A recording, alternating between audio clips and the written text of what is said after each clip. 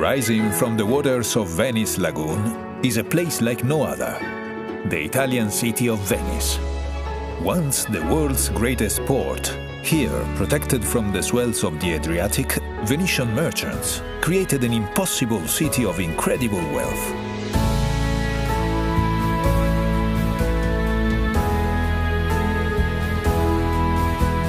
Long hailed as the most breathtaking city on earth, there is no denying that sometimes Venice can be overwhelmed with admirers. But if you take your time and treat her gently, she will reward you with moments of profound beauty and bliss.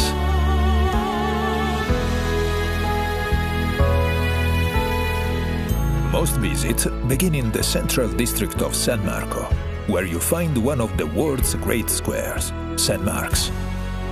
Arrive with the dawn, and the piazza will be yours to enjoy, without the crowds.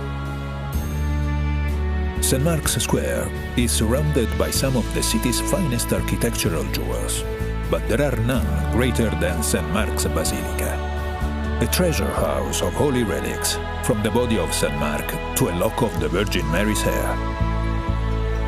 St. Mark was known as Mark the Lion-Hearted, and everywhere you turn in Venice, you'll see this proud symbol. Across from the Basilica stands the city's beloved bell tower, St. Mark's Campanile. Climb the tower to see Venice stretch out in all her marble and red-tiled splendor.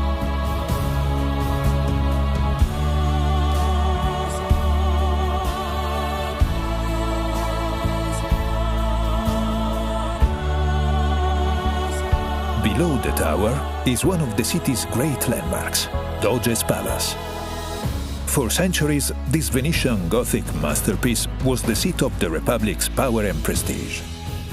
Today, its courtyards, apartments and chambers are a museum, which celebrates centuries of Venetian achievement and glory.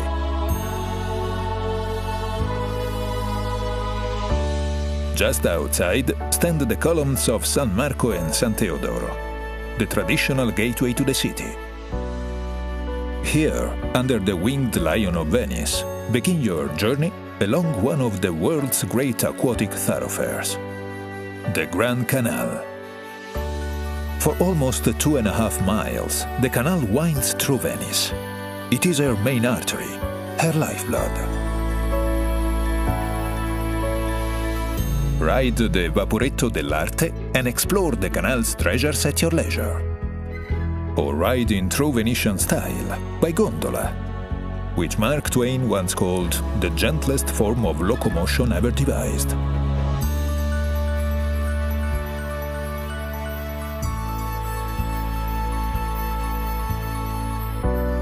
Near the canal's southern mouth rises the graceful dome of Santa Maria della Salute. Beset by plague in the 17th century, Venice turned to the spirit of Mother Mary for deliverance. The plague lifted, and grateful Venetians raised this new church in her honor. All along the canal, elegant palazzos, once the homes of wealthy merchants, slip by as if in a dream. The timeless wake of river traffic laps at their doorsteps, just as it has for centuries. Today, many of the palazzos are home to museums and galleries. Carezzonico allows visitors to experience the opulence of 18th century Venice. While Palazzo Grassi's bold restoration and artworks are the perfect reflection of a city that cherishes its past and embraces the new.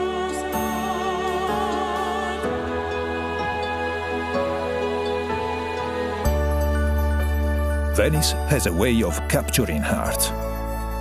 In the 1940s, American heiress Peggy Guggenheim made their home on the Grand Canal.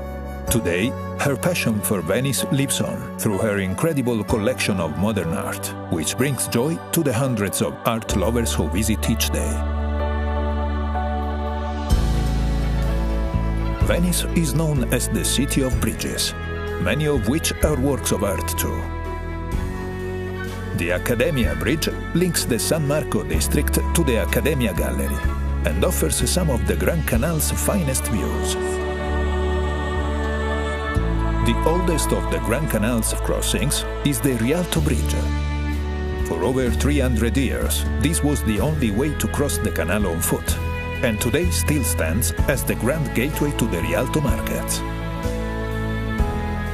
Away from the Grand Canal, there are hundreds more bridges to explore, from the purely functional to the breathtaking. The most famous of all connects Doge's Palace to the historic prison. From the enclosed walkway, the condemned would capture one last look at their beloved city and sigh, hence the name, the Bridge of Sighs. Venice is a city to get lost in, so put away your map and let her surprise you. Follow winding alleyways that suddenly emerge into quiet piazzas and onto the steps of ancient churches. In the central area of San Marco, discover cultural treasures like the Teatro La Fenice, which, despite being destroyed 3 times by fire, arose from the ashes each time, just like its namesake.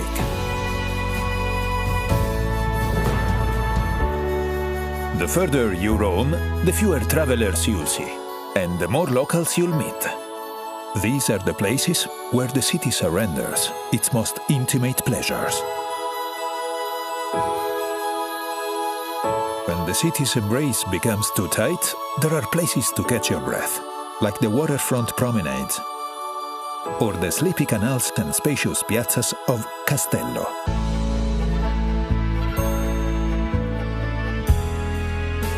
Venice was long the epicenter of European glassmaking. Fearing an inferno, in the 13th century, Venice relocated all her glassmakers to the island of Murano. 700 years later, the descendants of these artisans still create works of incredible delicacy and color.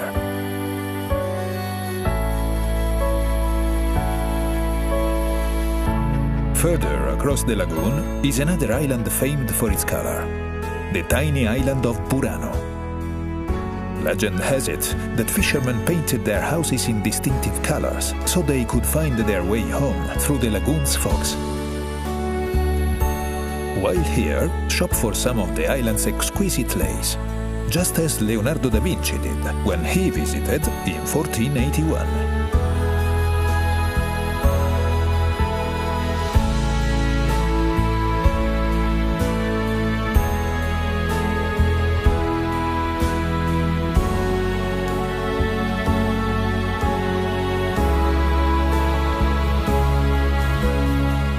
From the adventures of Marco Polo and Casanova to the artistry of Vivaldi and Bellini, Venice has shone her light into the far corners of the world for over 1,500 years.